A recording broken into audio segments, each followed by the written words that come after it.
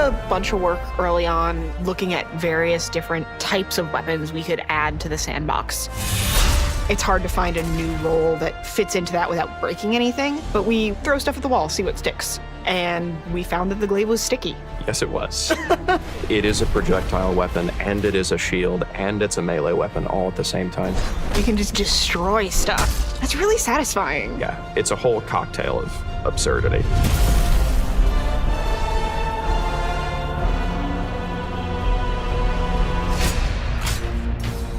Adding anything new to a sandbox, it's never not going to be difficult. It's kind of amazing to think how many development hours went into this. A designer dedicated just to the Glaive for almost a year, like 6 months animator time, a ton of engineering support. And it's so different than we thought it was going to be from the outset. Yeah. The amount of iteration that went into this resulted in something I think is really special. When we first started running playtests with it, they were way too strong. And that's a good thing. That's a good problem to have. You need to know how it's going to break things in addition to how it's working. And one of the best ways to do that is to send a whole bunch of people into a big map and go, hey, try and kill each other in the most ridiculous, absurd ways you possibly can. Like, look at this. You're not really playtesting if nobody is being an insufferable little trash goblin. It's my kind of playstyle. I like getting into the face. It's a thing that I feel like doesn't get talked about enough, the importance of breaking whatever it is you're working on in order to make sure that it's functional and that we can ship it in a healthy way. It's very fun. I like meleeing that fast. We had a bunch of folks playing through using the Glaive and listening to them come out of that playtest and be like, wow, I felt like a badass. We knew that we were going in the right direction at that point.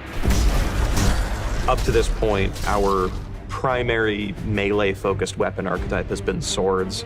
We pull the camera out in third person because a lot of time, you're taking these really big swings that are going to hit things that would be outside your field of view if you were in first person.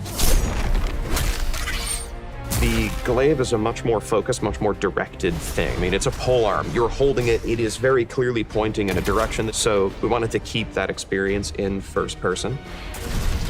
It has an immediacy that I think would have been lost if we were exclusively in third person. We had an idea of what we wanted it to be, and we knew we could get there. And after a year seeing it, it's like, oh, of course we made that. That's what we're aiming at the whole time, right? But it's not. It's something completely new and completely unique.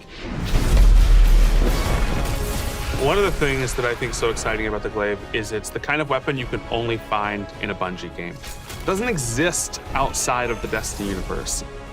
It's this thing that someone said, okay, we love the high fantasy influences and we love sci-fi. Let's mold those two things together in this thing that's like part lance, part fusion rifle, part shield.